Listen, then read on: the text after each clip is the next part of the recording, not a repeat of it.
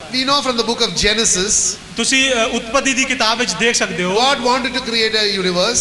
ਪਰਮੇਸ਼ਰ ਇਸ ਸੰਸਾਰ ਨੂੰ ਬਣਾਉਣਾ ਚਾਹੁੰਦਾ ਸੀ। He spoke the word, Jesus Christ. ਉਸਨੇ ਆਪਣਾ ਸ਼ਬਦ ਜੋ ਕਿ ਯਿਸੂ ਮਸੀਹ ਹੈ ਬੋਲਿਆ। The power of the Holy Spirit created everything. ਔਰ ਪਵਿੱਤਰ ਆਤਮਾ ਜਿਹੜੀ ਉਸਦੀ ਸਾਮਰਥ ਹੈ ਉਸਨੇ ਹਰ ਇੱਕ ਚੀਜ਼ ਦੀ ਰਚਨਾ ਕਰ ਦਿੱਤੀ। So today your healing, ਔਰ ਅੱਜ ਤੁਹਾਡੀ ਜਿਹੜੀ ਚੰਗਾਈ, your salvation, ਤੁਹਾਡੀ ਮੁਕਤੀ, your deliverance, ਤੁਹਾਡਾ ਛੁਟਕਾਰਾ, your restoration, ਔਰ ਤੁਹਾਡਾ ਪੁਨਰ ਜੁੜਾਵ, your answer to every prayer, ਔਰ ਤੁਹਾਡੀ ਹਰ ਇੱਕ ਪ੍ਰਾਰਥਨਾ ਦਾ ਉੱਤਰ। or even if you go to the Galatians chapter 5 verse 22, और जे तुसी गलातियां 5:22 ਵਿੱਚ ਦੇਖੋਗੇ the fruit of the Holy Spirit, पवित्र आत्मा दे फल, which is love, जो के प्रेम, joy, आनंद, peace, शांति, patience, सहनशीलता, kindness, दयालुता, goodness, भलापन, humility, दीनता, faithfulness, वफादारी and self-control. और अपने उत्ते control. All this happens in your life और ये सारियां गल्लां साडे जीवना ਵਿੱਚ ਵਾਪਰਦੀਆਂ ਹਨ by the work of the Holy Spirit. पवित्र आत्मा ਦੇ ਕੰਮ ਦੁਆਰਾ। So nothing happens in your life here और ਤੁਹਾਡੇ ਜੀਵਨਾਂ ਦੇ ਵਿੱਚ ਅੱਜ ਇੱਥੇ ਕੁਝ ਵੀ ਆਪਣੇ ਆਪ ਨਹੀਂ ਘਟਦਾ without the intervention and the power of the Holy Spirit. ਪਵਿੱਤਰ ਆਤਮਾ ਦੀ ਮਧਿਅਸਥਤਾ ਦੇ ਬਿਨਾ ਇਹ ਕਦੀ ਵੀ ਨਹੀਂ ਵਾਪਰਦਾ। So it is so important for us to have a relationship with that Holy Spirit. ਇਸ ਲਈ ਸਾਡੇ ਵਾਸਤੇ ਬਹੁਤ ਹੀ ਜ਼ਰੂਰੀ ਹੈ ਕਿ ਅਸੀਂ ਉਸ ਪਵਿੱਤਰ ਆਤਮਾ ਦੇ ਨਾਲ ਆਪਣਾ ਸੰਬੰਧ ਬਣਾ ਕੇ ਰੱਖੀਏ। He is not to be considered as a ghost. ਉਹ ਜਿਹੜਾ ਪਵਿੱਤਰ ਆਤਮਾ ਹੈ ਉਸ ਨੂੰ ਇੱਕ ਭੂਤ ਜਾਂ ਪ੍ਰੇਤ ਦੀ ਤਰ੍ਹਾਂ ਨਹੀਂ ਸਮਝਣਾ ਚਾਹੀਦਾ। Something which we cannot understand. ਉਹ ਕੁਝ ਇਹੋ ਜਿਹੀ ਗੱਲ ਜਿਹੜੀ ਸਮਝ ਹੀ ਨਾ ਸਕੀਏ। Something which we learn in scripture, ਕੁਝ ਇਹੋ ਜਿਹੀ ਗੱਲ ਜਿਹੜੀ ਅਸੀਂ ਵਚਨਾਂ ਵਿੱਚ ਸਿੱਖੀ ਸੀ, but we have no real understanding. ਪਰ ਉਸ ਨੂੰ ਅਸੀਂ ਸਮਝ ਨਹੀਂ ਸਕਦੇ। Today I hope and pray ਅੱਜ ਮੈਂ ਇਹ ਪ੍ਰਾਰਥਨਾ ਕਰਦਾ ਔਰ ਆਸ਼ਾ ਰੱਖਦਾ ਹਾਂ that the Holy Spirit himself will reveal himself to you ਤਾਂ ਕਿ ਪਵਿੱਤਰ ਆਤਮਾ ਆਪਣੇ ਆਪ ਨੂੰ ਤੁਹਾਡੇ ਉੱਤੇ ਪ੍ਰਗਟ ਕਰ ਦੇ and give you an understanding of how important it is to have a relationship with the Holy Spirit. ਔਰ ਤੁਹਾਨੂੰ ਇਹ ਸਮਝ ਦੇ ਕਿ ਤੁਸੀਂ ਇਹ ਸਮਝ ਸਕੋ ਕਿ ਇਹ ਕਿੰਨਾ ਜ਼ਰੂਰੀ ਹੈ ਕਿ ਪਵਿੱਤਰ ਆਤਮਾ ਦੇ ਨਾਲ ਤੁਹਾਡਾ ਸੰਬੰਧ ਹੋਣਾ Because ਚਾਹੀਦਾ if you go to the book of Corinthians, 1 Corinthians chapter 6 verse 11, ਜੇ ਤੁਸੀਂ ਪਹਿਲਾ ਕੁਰਿੰਥੀਆਂ 6 ਦੀ 11 ਆਇਤ ਦੇਖੋਗੇ। can you read it, brother? ਪਹਿਲਾ ਕੁਰਿੰਥੀਆਂ 6 ਦੀ 11। ਅਤੇ ਤੁਹਾਡੇ ਵਿੱਚੋਂ ਕਈ ਇਹੋ ਜਿਹੇ ਸਨ ਪਰ ਪ੍ਰਭੂ ਯਿਸੂ ਮਸੀਹ ਦੇ ਨਾਮ ਤੋਂ ਅਤੇ ਸਾਡੇ ਪਰਮੇਸ਼ਰ ਦੇ ਆਤਮਾ ਤੋਂ ਤੁਸੀਂ ਧੋਤੇ ਗਏ ਔਰ ਤੁਸੀਂ ਪਵਿੱਤਰ ਕੀਤੇ ਗਏ ਔਰ ਤੁਸੀਂ ਧਰਮੀ ਠਹਿਰਾਏ ਗਏ। Because if you read the earlier verses, maybe 9 to 10, can you read that? I think people need to hear who you were before you accepted Jesus as your Lord and Master. Read it loud and read it clear. Verses 9 and 10 of 1 Corinthians 6. ਅਸੀਂ ਪਹਿਲਾ ਕੁਰਿੰਥੀਆਂ 6 ਦੀ ਜਿਹੜੀ 9ਵੀਂ ਔਰ 10ਵੀਂ ਆਇਤ ਹੈ ਉਹ ਪੜਾਂਗੇ ਬੜੇ ਸਾਫ਼ ਰੀਤੀ ਨਾਲ ਪੜਨਾ। ਅਥਵਾ ਤੁਸੀਂ ਨਹੀਂ ਜਾਣਦੇ ਜੋ ਕੁਧਰਮੀ ਲੋਕ ਪਰਮੇਸ਼ਰ ਦੇ ਰਾਜ ਦੇ ਅਧਿਕਾਰੀ ਨਹੀਂ ਹੋਣਗੇ। ਧੋਖਾ ਨਾ ਖਾਓ, ਨਾ ਹਰਾਮਕਾਰ, ਨਾ ਮੂਰਤੀ ਪੂਜਕ, ਨਾ ਜਨਾਕਾਰ, ਨਾ ਜਨਾਨੜੇ, ਨਾ ਮੁੰਡੇਬਾਜ਼, ਨਾ ਚੋਰ, ਨਾ ਲੋਭੀ, ਨਾ ਸ਼ਰਾਬੀ, ਨਾ ਗਾਲਾਂ ਕੱਢਣ ਵਾਲੇ, ਨਾ ਲੁਟੇਰੇ ਪਰਮੇਸ਼ਰ ਦੇ ਰਾਜ ਦੇ ਅਧਿਕਾਰੀ ਹੋਣਗੇ। See, none of them will enter into the kingdom of God. ਇਹੋ ਜਿਹੇ ਬੰਦਿਆਂ ਦੇ ਵਿੱਚੋਂ ਕੋਈ ਵੀ ਵਿਅਕਤੀ ਪਰਮੇਸ਼ਰ ਦੇ ਰਾਜ ਵਿੱਚ ਦਾਖਲ ਨਹੀਂ ਹੋ ਸਕੇਗਾ। This is God's word. ਇਹ ਪਰਮੇਸ਼ਰ ਦਾ ਵਚਨ ਹੈ।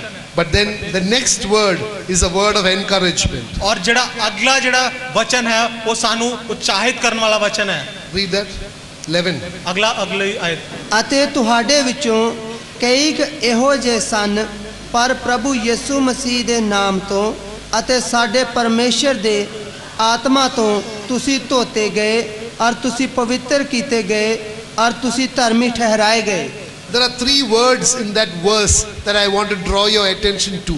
ਇਸ ਆਇਤ ਦੇ ਵਿੱਚ 3 ਸ਼ਬਦ ਹਨ ਜਿਨ੍ਹਾਂ ਦੇ ਪ੍ਰਤੀ ਮੈਂ ਤੁਹਾਡਾ ਧਿਆਨ ਖਿੱਚਣਾ ਚਾਹੁੰਦਾ ਹਾਂ। It says one is washed, ਪਹਿਲਾ ਹੈ ਧੋਤੇ ਹੋਏ, sanctified, ਪਵਿੱਤਰ ਕੀਤੇ ਹੋਏ and justified. ਔਰ ਧਰਮੀ ਠਹਿਰਾਏ ਹੋਏ।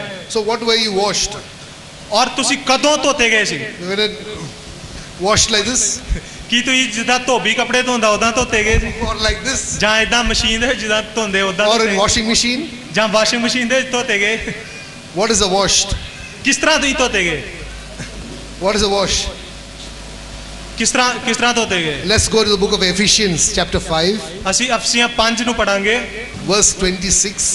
ਉਹਦੀ 26 ਆਇਤ ਪੜਾਂਗੇ ਆਪਣੇ ਆਪ ਨੂੰ ਉਸੇ ਦੇ ਲਈ ਭਾਈ ਉਸ ਨੂੰ ਜਲ ਦੇ ਇਸ਼ਨਾਨ ਤੋਂ ਬਾਣੀ ਨਾਲ ਸ਼ੁੱਧ ਕਰਕੇ ਪਵਿੱਤਰ ਕਰੇ Vajan.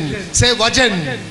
ਕਹੋ ਵਚਨ You were washed by the word of God. ਤੁਸੀਂ ਸਾਰੇ ਪਰਮੇਸ਼ਰ ਦੇ ਵਚਨ ਦੁਆਰਾ ਧੋਤੇ ਗਏ And you can be washed only when the Spirit of the living God explains to you the word of God. ਔਰ ਤੁਸੀਂ ਉਦੋਂ ਹੀ ਧੋਤੇ ਜਾ ਸਕਦੇ ਹੋ ਜਦੋਂ ਪਰਮੇਸ਼ਵਰ ਦਾ ਆਤਮਾ ਤੁਹਾਨੂੰ ਇਹ ਸਾਰੀਆਂ ਗੱਲਾਂ ਦੱਸੇ So after you are washed, what did you do? ਔਰ ਜਦੋਂ ਤੁਸੀਂ ਧੋਤੇ ਗਏ ਤੇ ਫਿਰ ਕੀ ਕੀਤਾ See, you take your own case. Suppose there is dirty clothes and you take some of it and wash it. Then what do you do with that? ਔਰ ਮੰਨ ਲਓ ਤੁਸੀਂ ਆਪਣੇ ਜੀਵਨਾਂ ਦੇ ਵਿੱਚ ਦੇਖੋ ਜੇ ਤੁਸੀਂ ਇੱਕ ਗੰਦਾ ਕੱਪੜਾ ਲੈਂਦੇ ਹੋ ਔਰ ਜੇ ਤੁਸੀਂ ਉਹਨੂੰ ਧੋਂਦੇ ਹੋ ਤੇ ਫਿਰ ਕੀ ਕਰਦੇ Do you put it back with the dirty clothes? ਕੀ ਤੁਸੀਂ ਉਹਨੂੰ ਦੁਬਾਰਾ ਉਹਨਾਂ ਹੀ ਗੰਦੇ ਕੱਪੜਿਆਂ ਵਿੱਚ ਰੱਖ ਦਿੰਦੇ ਹੋ Nay. But you take it out and keep it separately as good washed clothes. ਪਰ ਤੁਸੀਂ ਉਹਨੂੰ ਚੁੱਕ ਕੇ ਵੱਖਰਾ ਰੱਖਦੇ ਹੋ ਇੱਕ ਸਾਫ਼ ਔਰ ਧੋਤੇ ਹੋਏ ਕੱਪੜੇ ਦੇ ਤਰ੍ਹਾਂ So once you're washed by the word, there is a separation that has to take place. ਔਰ ਜਦੋਂ ਤੁਸੀਂ ਪਰਮੇਸ਼ਰ ਦੇ ਵਚਨ ਦੁਆਰਾ ਇੱਕ ਵਾਰ ਧੋ ਦਿੱਤੇ ਜਾਂਦੇ ਹੋ ਤੇ ਤੁਹਾਨੂੰ ਉਹਦੇ ਤੋਂ ਇੱਕ ਉਸ ਸਥਾਨ ਤੋਂ ਵੱਖਰਾ ਹੋਣ ਦੀ ਜ਼ਰੂਰਤ ਹੈ That is a sanctification that takes place in your life. ਉਹ ਜਿਹੜੀ ਵੱਖਰਾ ਹੋਣਾ ਹੈ ਉਹ ਤੁਹਾਨੂੰ ਪਵਿੱਤਰ ਠਹਿਰਾਉਂਦਾ ਹੈ You have to separate yourself from the world outside. ਉਹ ਤੁਹਾਨੂੰ ਆਪਣੇ ਆਪ ਨੂੰ ਇਸ ਸੰਸਾਰ ਤੋਂ ਅਲੱਗ ਕਰਨਾ ਹੋਵੇਗਾ Because you have been cleaned by the word of God. ਕਿਉਂਕਿ ਤੁਸੀਂ ਪਰਮੇਸ਼ਰ ਦੇ ਵਚਨ ਦੇ ਦੁਆਰਾ ਸਾਫ਼ ਕੀਤੇ ਗਏ ਹੋ So after you have been washed, then what takes place in your life is a separation. ਔਰ ਜਦੋਂ ਤੁਸੀਂ ਇੱਕ ਵਾਰ ਧੋ ਦਿੱਤੇ ਜਾਂਦੇ ਹੋ ਤੇ ਫਿਰ ਤੁਹਾਡੇ ਜੀਵਨ ਵਿੱਚ ਕੀ ਘਟਣਾ ਚਾਹੀਦਾ ਹੈ ਉਹ ਇਹ ਹੈ ਕਿ ਤੁਹਾਡਾ ਵੱਖਰਾ ਹੋ ਜਾਣਾ Which is a sanctification. ਜਿਸ ਨੂੰ ਅਸੀਂ ਕਹਿੰਦੇ ਹਾਂ ਪਵਿੱਤਰ ਹੋ ਜਾਣਾ So after it is washed, what do? You istri. You put iron. ਔਰ ਜਦੋਂ ਤੁਸੀਂ ਧੋ ਦਿੰਦੇ ਹੋ ਤੇ ਉਸ ਤੋਂ ਬਾਅਦ ਕੀ ਕਰਦੇ ਹੋ ਉਸ ਨੂੰ ਪ੍ਰੈਸ ਕਰਦੇ ਹੋ And keep it in your almara. ਔਰ ਫਿਰ ਬਾਅਦ ਵਿੱਚ ਉਹਨੂੰ ਆਪਣੀ ਅਲਮਾਰੀ ਦੇ ਵਿੱਚ ਟੰਗ ਦਿੰਦੇ ਹੋ As a good cloth I can wear for a wedding.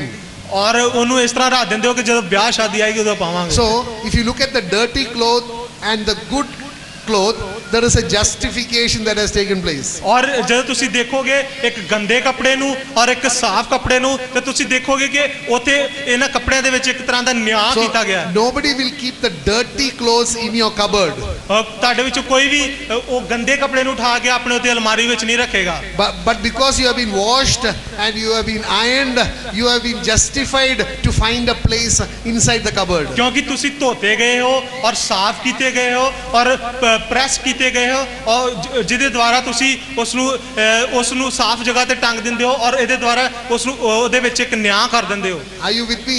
ਕੀ ਤੁਸੀਂ ਇਹ ਗੱਲ ਨੂੰ ਸਮਝ ਰਹੇ ਹੋ Hallelujah.